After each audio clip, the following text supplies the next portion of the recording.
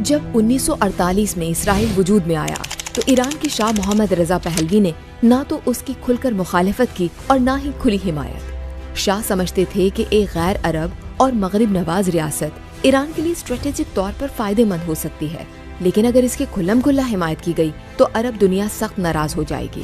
اسی توازن کے تحت ایران نے 1950 میں اسرائیل کو باضابطہ تسلیم کیے بغیر تل ابیب میں ایک تجارتی مشن قائم کر دیا۔ یہ ترکیہ کے بعد کسی بھی مسلم ملک کی طرف سے اسرائیل کے ساتھ پہلا عملی رابطہ تھا۔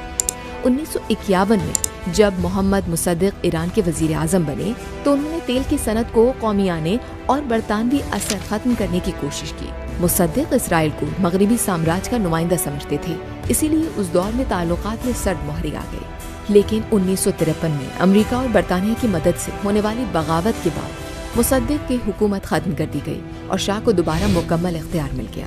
اس کے بعد ایران نے نہ صرف مغرب ممالک بلکہ اسرائیل کے ساتھ بھی دوبارہ قریبی تعلقات استوار کر لیے۔ ایران اور اسرائیل کا خفیہ منصوبہ treacherous alliance the secret dealings of Israel Iran and the United States نامی کتاب کے مطابق 1950 کی دہائی کے آخر تک ایران اور اسرائیل کے درمیان باقاعدہ اسٹریٹجک تعاون وجود میں آ چکا تھا۔ اس کی بڑی وجہ یہ تھی کہ مصر کے جمال عبد الناصر عرب دنیا کے لیڈر بن کر ابھر رہے تھے اور سوویت یونین کا اثر بھی بڑھ رہا تھا۔ اسرائیلی وزیر اعظم ڈیوڈ بین گوریان نے یہ نظریہ پیش کیا کہ اسرائیل کو عرب دنیا کے گرد موجود غیر عرب ممالک یعنی ایران، ترکیہ اور ایتھوپیا کے ساتھ اتحاد بنانا چاہیے۔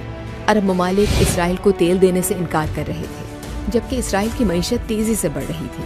اس مسئلے کے حل کے لیے ایران اور اسرائیل نے مل کر ایک خفیہ منصوبہ بنایا۔ 1956 کے بعد ایاد سے بحیرہ روم تک ایک تیل پائپ لائن بنائی گئی تاکہ نہر سوئز پر انحصار کم ہو۔ یہ منصوبہ انتہائی خفیہ تھا اور صرف 100 دن میں مکمل کیا گیا۔ اگرچہ دونوں ممالک نے کبھی اسے کھلے عام تسلیم نہیں کیا، مگر یہ بات عرب دنیا میں کھلا راز بن چکی تھی۔ 1979 تک اسرائیل اپنی تقریباً 70% تیل کی ضرورت ایران سے پوری کرتا رہا۔ اس کے بدلے میں اسرائیل نے ایران کو کیا دیا؟ اس دور میں اسرائیل ایران کو اسلحہ فروخت کرتا تھا، ایرانی فوجی ساز و سامان کی مرمت میں مدد دیتا تھا